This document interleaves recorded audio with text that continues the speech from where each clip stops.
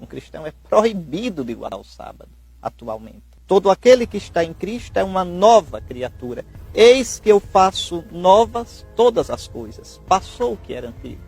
E a aliança antiga caducou. Caducou, então não adianta. Vinho novo, o vinho do Espírito, o vinho da nova aliança, em odres novos. Então, quem insiste em guardar o sábado sendo cristão, está judaizando. E, consequentemente, renegando Cristo. Colocando sua esperança na lei de Moisés. Jesus guardou o sábado perfeitamente. O sábado santo. Eu tranquilo vou deitar e na paz logo adormeço. Pois só vós, ó Senhor Deus, dai segurança à minha vida. Tu sabes, Senhor, quando me deito na morte e me levanto na ressurreição. Então, no sábado santo, naquele repouso tremendo da morte, Jesus cumpriu o sábado e nos libertou do sábado, do jugo do sábado. Por isso, no capítulo 20 do Evangelho de São João, quando São João conta a entrada de Jesus no cenáculo, é interessante como está lá, no texto original. No primeiro dia depois do sábado, estando fechadas as portas do lugar onde se encontravam por medo dos judeus, Jesus entrou. Atenção, esse primeiro dia depois do sábado, essa expressão tem um sentido teológico. Quer dizer, acabou-se o sábado dos judeus. Na sexta-feira o véu do templo se rasga, acabou-se a economia dos antigos sacrifícios. No sábado, Jesus guarda perfeitamente o sábado. Acabou-se a antiga aliança, a antiga criação, a antiga aliança. Nós estamos no primeiro dia de um mundo novo.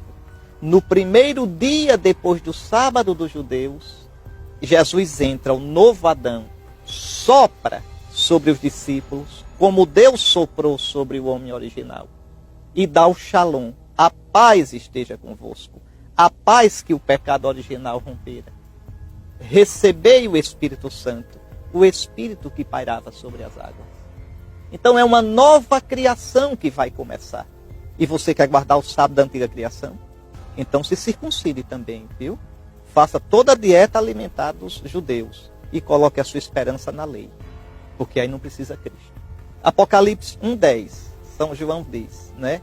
Que no dia do Senhor eu estava preso na ilha de Pátimos.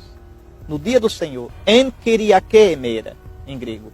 Dia do Senhor, que em latim dá dies domini, domingo.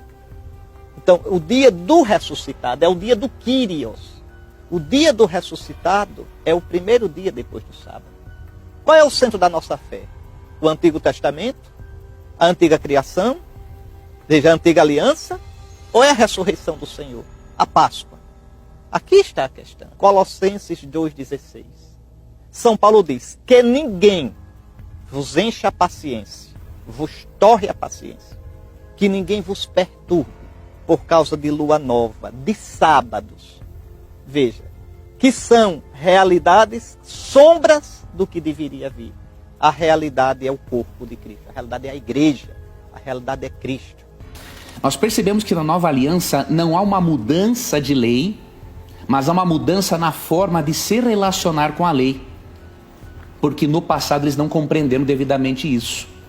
E aí Hebreus 8:10, citando Jeremias 31, 31 a 34, diz assim: porque esta é a aliança que firmarei com a casa de Israel depois daqueles dias, diz o Senhor.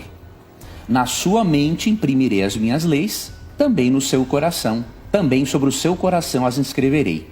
E eu serei o seu Deus, e eles serão o meu povo. Então nós percebemos aqui uma continuidade de um estilo de vida ético, tanto para o povo do Antigo Testamento, quanto para o povo do Novo Testamento. Porque a lei agora ela é impressa no coração do ser humano. E dentro desta lei nós cremos que deve constar o sábado por algumas razões.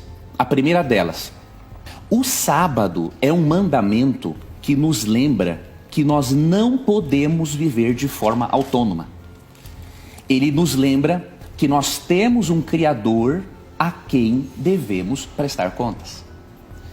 E é por isso que a análise da teologia do sábado tem que começar na aliança que Deus fez com Adão, na aliança adâmica e em Gênesis 2.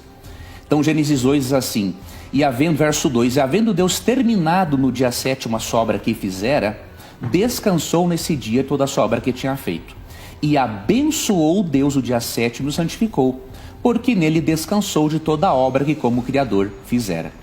Então o sábado primeiramente nos mostra que não podemos agir de forma autônoma, porque fomos criados por Deus.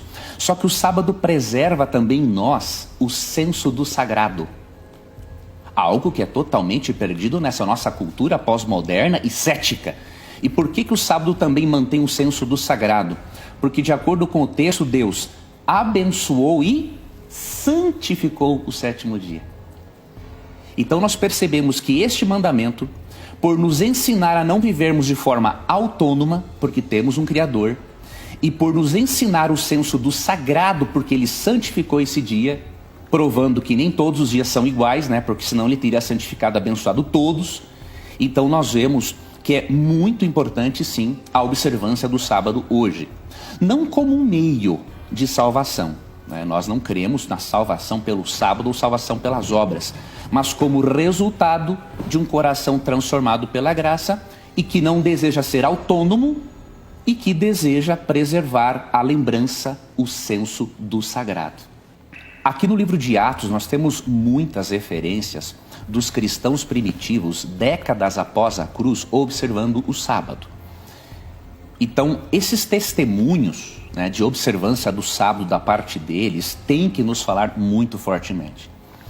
E quando nós analisamos as reuniões realizadas no primeiro dia da semana, não vemos nenhum teor de sacralidade esses dias. Existe até mesmo um argumento chamado argumento gramatical em relação a esse assunto. Por exemplo, no Novo Testamento, como que os dias da semana são nomeados? Primeiro dia após o sábado, segundo dia após o sábado, terceiro dia após o sábado. Então, os demais dias não recebem a mesma importância que o sábado no contexto do Novo Testamento. Se o exemplo apostólico mostra que décadas após a cruz eles guardaram o sábado e mais, se em Mateus 24:20 Cristo profetizou que 70 anos depois da cruz o sábado continuaria sendo guardado, mesmo que não seja esse o propósito, né? Ele falou assim, orai para que a vossa fuga não se dê no inverno e nem no sábado. Isso acontece 70 anos depois da cruz. Então, 70 anos depois da cruz, o domingo não era aceito pela comunidade cristã. Por que Apocalipse 1:10 não fala do domingo? Por alguns motivos. Primeiro, em Isaías 58, 13 e 14, Deus chama o sábado de meu santo dia. No livro de Ezequiel, de onde João tirou a boa parte dos símbolos do Apocalipse, o dia de observância é o sábado. Podemos ver, por exemplo, em Ezequiel capítulo 20, verso 12, que o sábado era até um sinal da santificação que o ser humano tem em Deus e não por suas próprias obras. Então alguns dizem, né, guardar o sábado é legalismo. Nada disso. Ezequiel 20, 12 é um símbolo, é um lembrete de que somos santificados por Deus e não pelo sábado em si mesmo. Jesus em Mateus 12, 8, de sorte que o Filho do Homem é Senhor do sábado. Não é Senhor do domingo. Ah, mas ele ressuscitou no domingo. Vejam, queridos, ele morreu na sexta-feira. Então, se a ressurreição no domingo é um argumento para eu guardar o domingo, então eu vou justificar a observância da sexta-feira também, porque o dia da morte dele é tão importante quanto o dia da ressurreição. E agora vamos então brevemente para Colossenses 2,16. Existem entre os intérpretes adventistas e também entre intérpretes evangélicos algumas opiniões diferentes sobre Colossenses 2,16. Mas o que eu quero mostrar aqui é que o texto de Paulo em nada desmerece a observância do sábado. Até porque Paulo guardava o sábado.